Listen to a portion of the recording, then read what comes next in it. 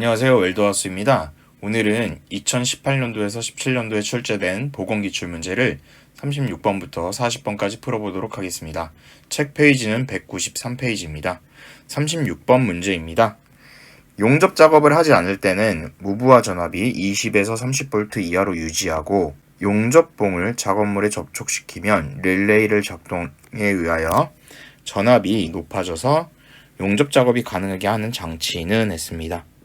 일반적으로 용접 작업을 하지 않을 때, 용접기에 걸리는 전압이 바로 무브와 전압입니다.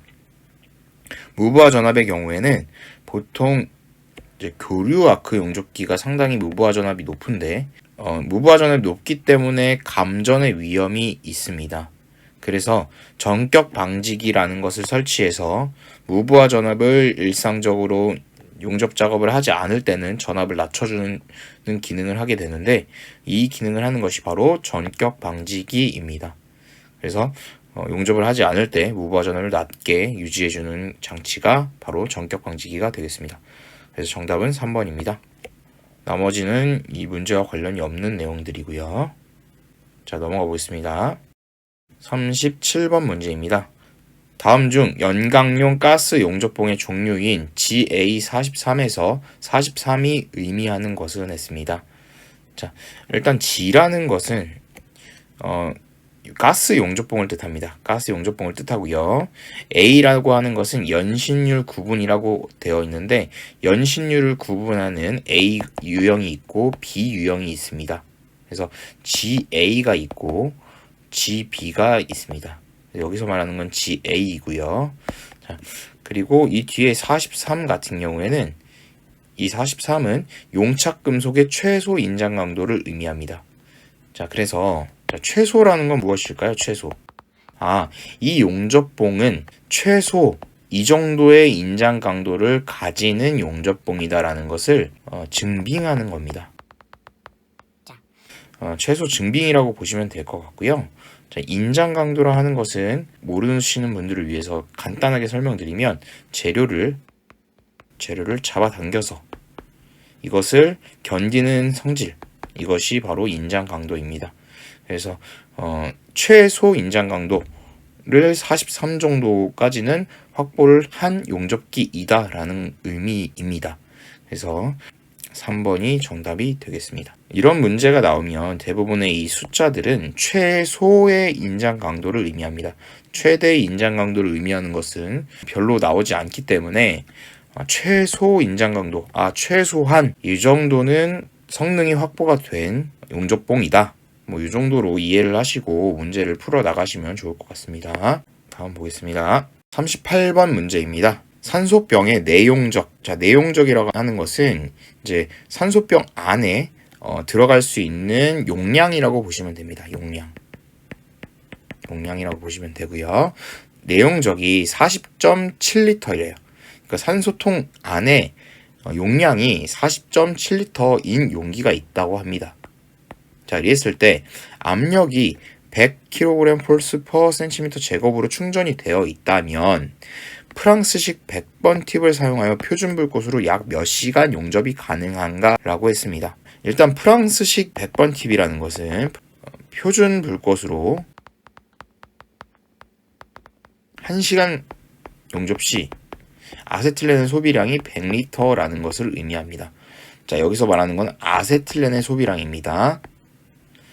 자, 일단 그것을 의미한다는 것을 이해를 하고 문제를 푸시면 좋을 것 같고요.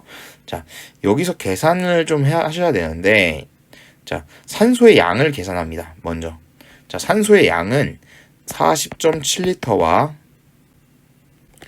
100kg/cm 제곱을 곱해주면 산소의 양이 나옵니다. 그래서 4072 바로 여기에 들어가 있는 산소의 양이 됩니다. 자, 그랬을 때 표준 불꽃이라고 했잖아요. 우리가 여기서 표준 불꽃이라고 했잖아요. 자, 정리를 해보면 산소와 보통 표준 불꽃이라고 하는 것은 산소와 아세틸렌의 비율이 1대1인 것을 일반적으로 표준 불꽃이라고 합니다. 그래서 자, 아세틸렌의 양도 4070이 소모가 돼야 된다 라고 생각을 하시면 될 것 같고요. 자, 이것을 나눠보면 지울게요. 자, 아까 구했던 4070을 100으로 나누면 약 40.7시간이 되겠죠. 그래서 이거와 비슷한 41시간이 용접이 가능한 시간이 되겠습니다. 그래서 정답은 4번이 되겠습니다. 자, 문제가 사실 몇 번 좀 꼬아져 있는 문제인데요. 다시 한 번 더 정리를 좀 해드리도록 할게요. 일단 산소병의 용량이 40.7리터이고 여기에 압력이 100kg/cm 제곱으로 충전되어 있다고 합니다. 왜 압력으로 이렇게 표시를 하냐면 산소병 내에 이 산소를 넣을 때 꾹꾹 눌러 담는다고 생각하시면 돼요. 자, 꾹꾹 눌러서 산소를 눌러가지고 용기에 담는다라고 생각하시면 될 것 같습니다. 자, 그러면 산소통 안에 있는 산소의 양을 어떻게 구하냐면 이 값과 이 내용적과 압력을 곱해주면 이 산소통 안에 있는 산소의 양을 구할 수가 있습니다. 우리가 그것이 바로 4070이 됐던 것이고요. 자, 프랑스식 100번 팁을 사용한다고 했죠. 프랑스식이라는 것은 가변합식 팁으로서 이 번호가 의미하는 바를 알아야 하는데 이 번호가 의미하는 게 뭐냐면 표준 불꽃으로 1시간 동안 용접 시 소모되는 아세틸렌의 양입니다. 자, 산소의 양이 아닙니다. 제가 이것을 암기하라고 했을 때 보통 이 100번이 의미하는 것이 산소냐 아세틸렌이냐를 묻는 문제도 자주 나오거든요. 그래서 연료를 생각하시면 됩니다. 연료. 용접에 사용하는 연료. 그래서 이 팁의 번호는 연료를 의미한다. 산소는 조연성 가스이기 때문에 연료를 의미한다라고 보시면 될 것 같고, 그런데 이제 표준불꽃이라고 하는 것은 일반적으로는 산소와 아세틸렌의 양이 1대1인 것을 의미하기 때문에 산소 4070이 사용되면 아세틸렌도 4070이 사용되어야 되기 때문에 이 값을 쓸 수가 있는 것입니다. 우리가. 그래서 이 값을 1시간 동안 100리터를 사용하는 팁을 쓴다고 했기 때문에 100으로 나눠준 것이고요. 그래서 40.7시간, 약 41시간이 나오게 되는 것입니다. 조금 많이 헷갈릴 수는 있는데 차분하게 풀어가시면 어렵지 않은 문제였습니다. 자, 다음으로 넘어가 보도록 하겠습니다. 다음은 39번 문제입니다. 스테인리스 강의 입게 부식. 뭐가 부식이 된대요. 부식이 되는데 어디서 입게라는 곳에서 부식이 된대요. 자, 입게가 뭐냐면 여러분들, 자, 인간의 몸에도 세포가 있잖아요. 이렇게 몸도 이제 세포가 있는데 금속도 세포가 있다고 보시면 돼요. 결정 입계라고는 부르는 이제 세포가 있다고 보시면 되고 금속을 기준으로 한 세포라고 보시면 됩니다. 자, 그랬을 때 그 부분 입계, 결정 입계, 자, 이런 입계에서 부식이 된다는 거예요. 부식이.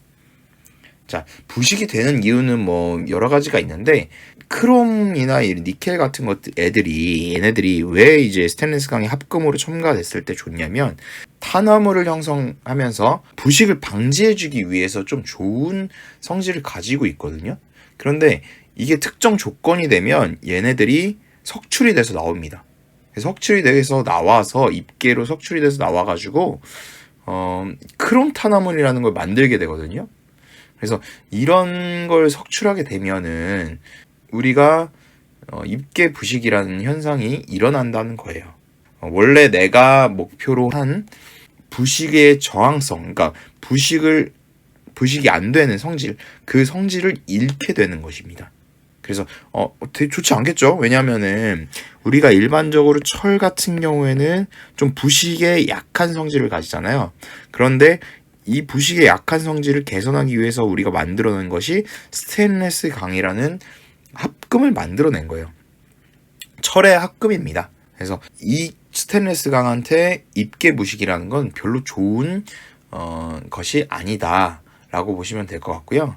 자, 그럼 이것을 방지해주기 위해서 몇 가지 방식들이 있는데 요것까지 그럼 이 방식들이 왜 방지를 해주냐? 까지 들어가게 되면 진짜 뭐 금속 기술사나 금속 뭐 기능장이나 이런 쪽에서 나오는 문제들이기 때문에 우리가 이제 알아야 될 것들은 요 정도의 방식들이 입게 부식을 방지하기 위해서 사용이 된다. 또 입게 부식이라는 게 무엇이다. 라는 정도만 알아두시면 될 것 같아요.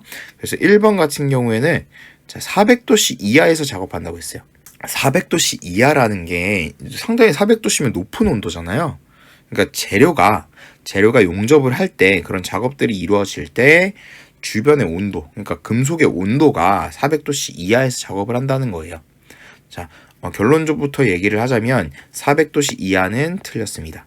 보통은 600도씨 이상에서 작업을 해야만 입게 부식을 방지해 줄 수 있다고 합니다. 그렇기 때문에 400도씨 이하라는 것은 틀린 것이고요. 2번 보겠습니다. V는 바나듐이라는 원소입니다. 바나듐. 이 바나듐을 소량 첨가해 준다. 요거 방지법 맞습니다. 3번 항목입니다. TI는 뭘까요? 자, 요즘에는 이제 타이타늄이라는 명칭으로 불리는데, 자, 티타늄입니다. 티타늄. 같은 말이에요. 같은 말인데 정식 명칭은 타이타늄이 맞습니다. 그런데 과거부터 우리가 티타늄이라고 많이 불렀던 물질이고요. 요것도 첨가를 해주면, 소량 첨가해주면 입게 부식을 방지해 줄 수 있다고 합니다. 자, 그렇고요. 그리고 4번 항목입니다. 탄소 양을 적은 강을 사용해 준다.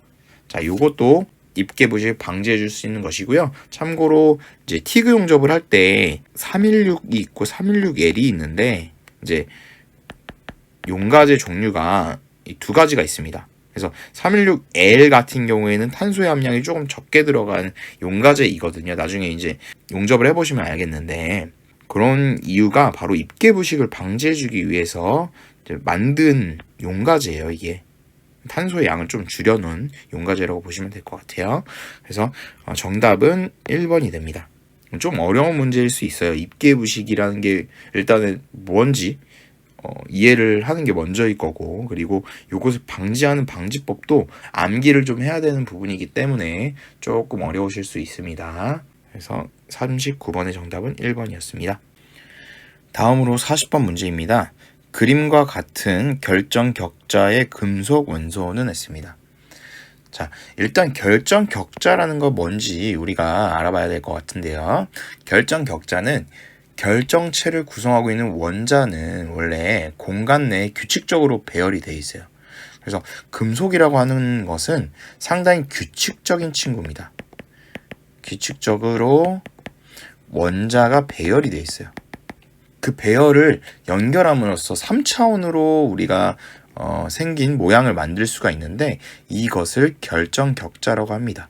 규칙적으로 배열되어 있는 원자의 배열, 그것이 결정 격자라고 보시면 될 것 같고요. 그래서 이 동그라미 친 게 원자들이에요. 원자들이라고 보시면 됩니다.